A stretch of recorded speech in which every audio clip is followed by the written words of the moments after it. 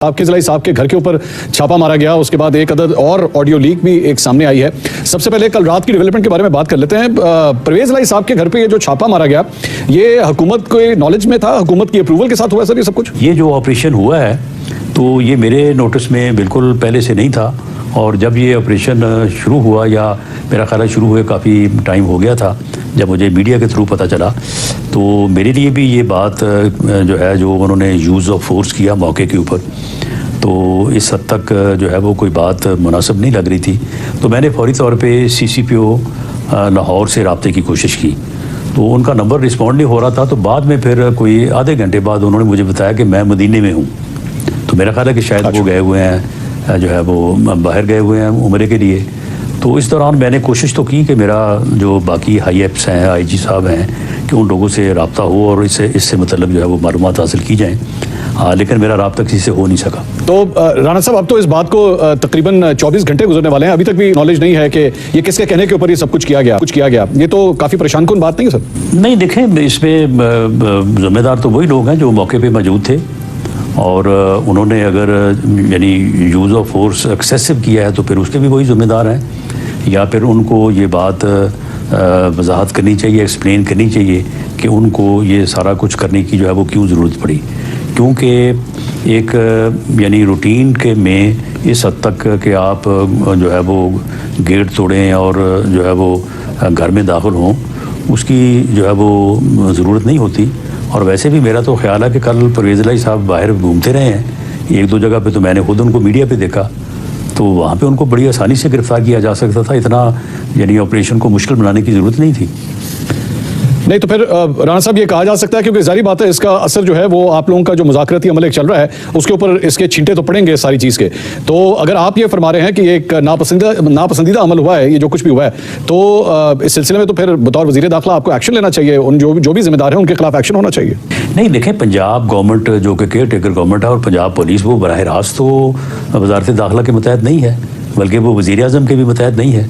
ये जो हुआ ये वही जिम्मेदार हैं, जो अच्छा किया तब भी उनका क्रेडिट है, और अगर कोई डेबिट वाली बात है तो ये भी उनका डेबिट है। और मैं नहीं समझता कि जो मुज़ाकराती टीम है उन्हें भी पूरा इल्म है, उन्हें भी पूरी तरह से इल्म है कि जो फेडरल गवर्नमेंट या कोलिशन गवर्नमेंट उनके साथ मुज़ाकरात कर रही है, वो मुज़ाकरात करने वाले लोगों का और इस ऑपरेशन का कोई तल्लुक वास्ता नहीं है। तो राणा साहब, ये इससे पहले भी कल जो मुज़ाकरात का एक राउंड हुआ था, उससे पहले इमरान खान साहब जब अदालत के अंदर पेश हुए, वहां से भी 30 से ज़ायद पाकिस्तान तहरीक इंसाफ के कारकुनों को गिरफ्तार किया गया। वो तो आपके एरिया के अंदर आता है, उन कारकुनों की गिरफ्तारी क्यों हुई फिर? जी बिल्कुल, मेरे इल्म में जब वो बात आई कि उन्होंने कहा कि जी 30 लोग थे या 23 लोग थे, तो हमने उनको जो है वो गिरफ़्तार किया है। तो उसके थोड़ी देर बाद मुज़ाकराती टीम जब पहुंची तो उन्होंने वहाँ पे बैठते ही जो है वो ये सवाल उठाया कि जी हमारे लोगों को जो है वो गिरफ़्तार किया गया है।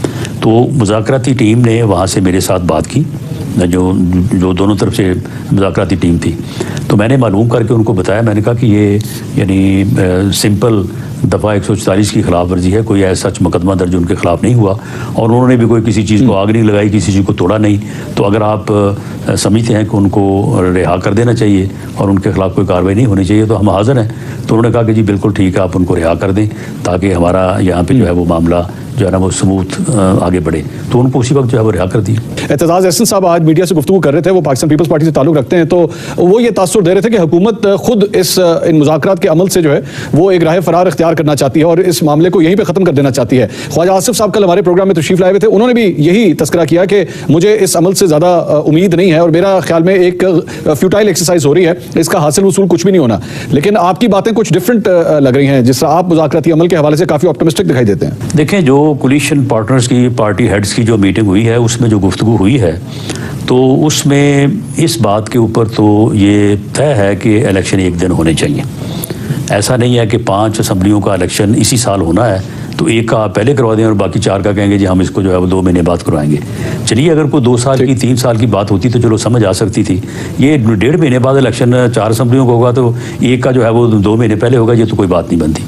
इसलिए एक दिन के ऊपर तो सारे मुतफिक है। और मुझे नज़र आता है या मुझे महसूस होता है दूसरी तरफ के बयान से भी कि वो भी इस बात की अफादियत को महसूस करते हैं और वो भी समझते हैं कि एक दिन होना चाहिए इलेक्शन। अब मामला ये है कि वो कहते हैं कि जी आप जो है ये मई में असम्बलियाँ जो है वो बर्खास्त कर दें। हमारी तरफ से ये है कि नहीं, बजट दे के जो है वो असेंबली को डिसॉल्व किया जाए। तो ये बात तो सारी महीने 1.5 महीने की है। इसमें मैं समझता हूँ कि दोनों तरफैन को इसके ऊपर तो कोई ऐसी बात नहीं है कि जो ये कहा जा सके कि जी ये मामला जो है वो हल तलब नहीं है। अब सोचने वाली या करने वाली बात यह है कि इलेक्शन किस तरह से होंगे, किस तरह से इलेक्शन होंगे, जो कि फ्री होंगे, फेयर होंगे और उनके रिजल्ट को हारने वाला भी तस्लीम करे, जीतने वाला भी तस्लीम करे। अब असल बात जो है ना वो ये है, ये नहीं है कि जी ये 12 जुलाई है या ये 13 अगस्त है। इसकी मेरे ख्याल में इसकी कोई अहमियत नहीं है।